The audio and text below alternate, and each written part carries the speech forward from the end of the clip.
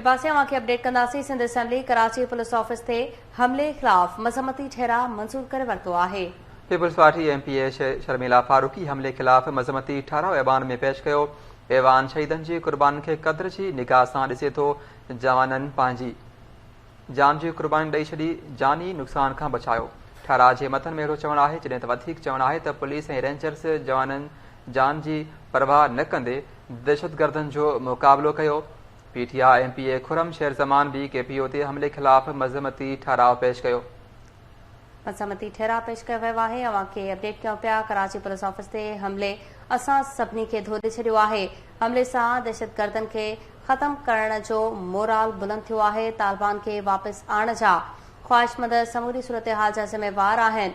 Sindh assembly में ख़िताब बि कयो वियो। सिंध असेंबली में ख़िताब कंदे वरी वज़ीर मुराद अली शाह चयो आहे त असांजे सियासी ऐं फ़ौजी क़यादत मुतहद आहे।